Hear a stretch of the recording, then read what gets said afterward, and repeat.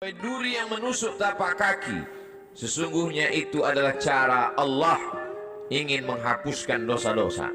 Ada orang-orang yang silap, salah dan berdosa, lalu Allah sayang kepadanya. Innallaha idza ahabba qauman ibtalahum.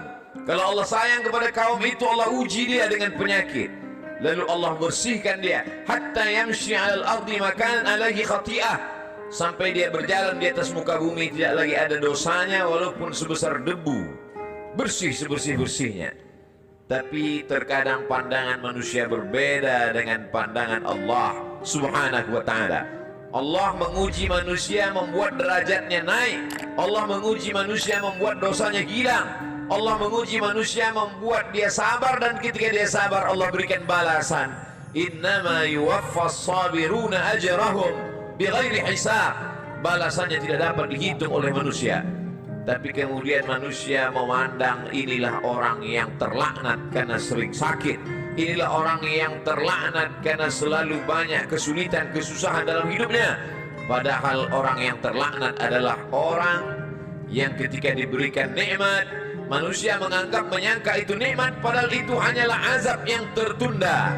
Apa kata Allah Subhanahu wa ta'ala? Sanastadrijuhum, kami berikan mereka istidraj min haitsu la ya'lamun, tanpa mereka sadari mereka sedang dipermainkan Allah Subhanahu wa ta'ala. Orang menyangka mereka adalah orang-orang yang diberi nikmat, padahal sesungguhnya dia sedang dipermainkan dengan azab tapi berbaju nikmat. Nabi menjelaskan ayat ini, innallaha la yumli lizalim. Allah Subhanahu wa ta'ala mengulur orang-orang yang zalim, yang aniaya.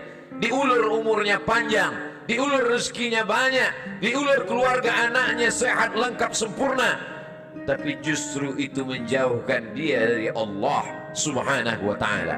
Ada manusia ini perbuatannya jauh dari Allah, tapi istrinya dekat kepada Allah. Ada manusia ini keluarganya jauh dari Allah, tapi pekerjaannya dekat kepada Allah. Laknat adalah ketika tiga-tiga yang ada dalam diri manusia semuanya jauh dari Allah Subhanahu wa ta'ala. Tabbat syada Abi Lahab wa tabb. Abu Lahab dilaknat Allah. Apa yang pertama jauh dari Allah Subhanahu wa ta'ala? Ma aghna anhu maluhu. Hartanya yang banyak justru membuat dia semakin jauh dari Allah. Wa ma kasab. Usahanya, pekerjaannya, perbuatannya, aktivitasnya juga membuatnya jauh dari Allah. Wa mra'atuhu hammalatal hatab. Perempuan yang mendampingi dirinya juga membuat dia semakin jauh dari Allah Subhanahu wa ta'ala. Jangan sampai kita salah pandang. Karena salah berpikir, maka kita akan salah melihat, salah berbicara. Akhirnya kita akan su'uzan kepada Allah Subhanahu wa ta'ala. Di mana keadilan Allah? Mengapa orang yang tidak berbuat pahala, tidak pernah berbuat sedekah, tidak pernah melaksanakan sholat, badannya sehat, umurnya panjang, rezekinya melimpah? Di mana keadilan Allah? Salah faham, salah fikir, salah pandang, salah bicara.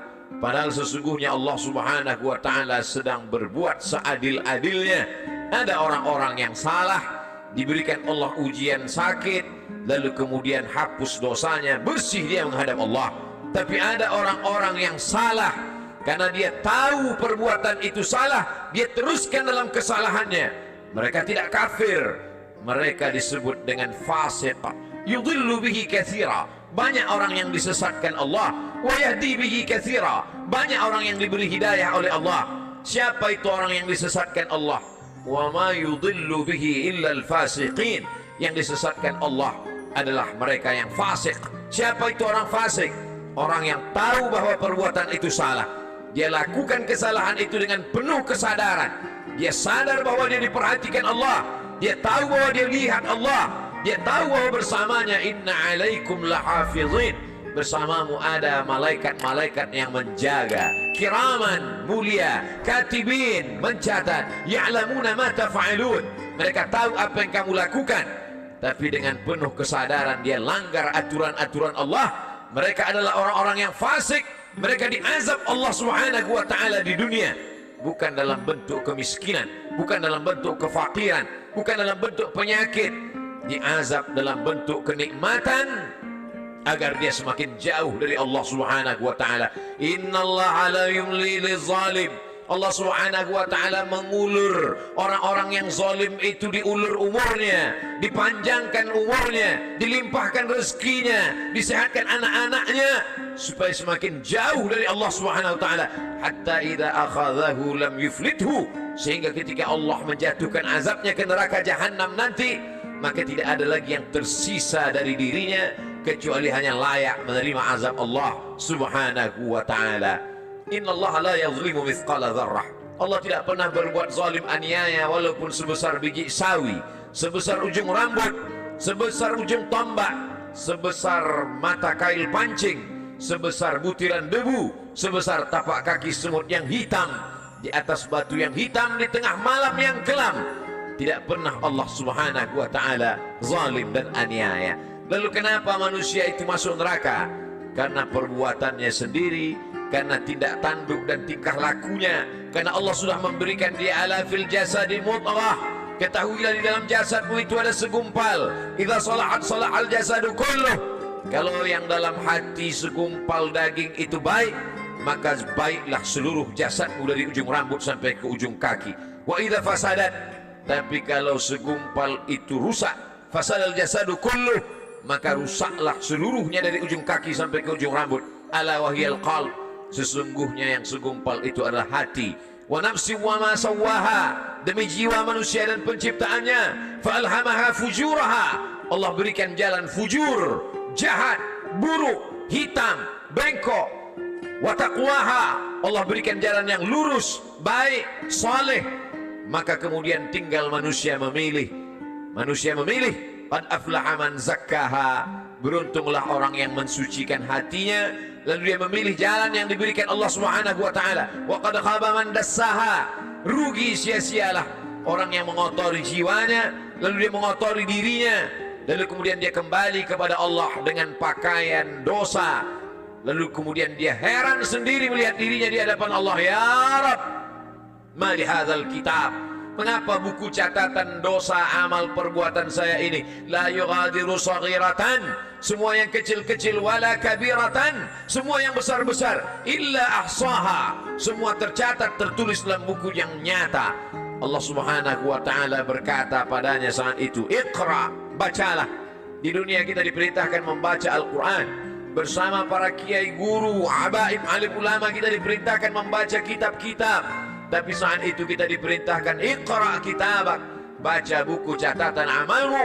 Kafa binafsika al-yawma 'alaika hasiba, cukuplah itu sebagai alat untuk menghitung segala perbuatanmu. Tapi saat itu apa daya, apa yang dapat dilakukan manusia? Penyesalan tak lagi bermakna. Saat itu dia hanya dapat mengutuk dirinya. Saat itu wasiqal ladzina taqaw rabbahum, orang-orang yang takut kepada Allah, maka dia akan digiring dibawa ilal jannati zumara, masuk ke dalam surga berjamaah. Sampai di pintu surga, apa kata malaikat menyapa? Salamun, selamat kamu, tibtum, kamu sudah berbuat baik, fadkhuluha khalidin, masuklah kamu ke dalam surga khalidin, kekal selama-lamanya. Mendapatkan salam dari pejabat, mendapatkan salam dari orang kaya, betapa bangga, betapa terhormatnya. Ini bukan salam dari makhluk. Salamun qawlan min Rabbir Rahim, salam dari Allah Subhanahu wa ta'ala. Jibril pernah menitipkan salam kepada Sayyidatuna Aisyah Ummul Mukminin. Betapa senangnya mendapatkan salam dari makhluk yang tak berdosa, malaikat. Tapi ini salam dari Allah Subhanahu wa ta'ala. Salamun, salam, bersih, suci, tak ada noda dan dosa. Min Rabbir Rahim, dari Allah yang tak ada kotoran. Subhanahu, maha suci, wa ta'ala, maha tinggi dari makhluk. Lalu siapa yang mendapatkan salam dari Allah itu? Yang mendapatkan salam dari Allah juga orang-orang yang hatinya salam. La yanfa'u malun, hari itu tak ada guna harta, wala banun, tak ada guna anak, illa man atallaha, kecuali orang-orang yang datang menghadap Allah biqalbin salim, dengan hati yang bersih, dengan hati yang suci. Tubuh manusia penuh dengan kotoran. Tubuhnya dari daging, dari darah, dari tulang, dari kuku dan bulu, hancur busuk menjadi nanah, nanah menjadi santapan cacing tanah, kotor, bau, hina, rendah. Tapi kemudian dia menjadi mulia karena hatinya yang bersih mengingat Allah subhanahu wa ta'ala. Aneh, ajaban, manusia itu memang makhluk yang benar-benar aneh, diciptakan dari sesuatu yang kotor, rendah, hina. Lalu kemudian setelah ditiupkan roh ke dalam jasadnya, faqa'u lahu sajidin, semua makhluk-makhluk malaikat bersujud kepadanya. Lalu kemudian Allah subhanahu wa ta'ala mengujinya. Setelah makhluk bersujud kepadanya, maka iblis menggodanya. Tergoda dia dengan segala yang apa dia lihat di dunia. Semua yang dia pandang menggoda, semua yang dia dengar juga menggoda hati kecilnya. Tapi ada orang-orang yang diberikan Allah subhanahu wa ta'ala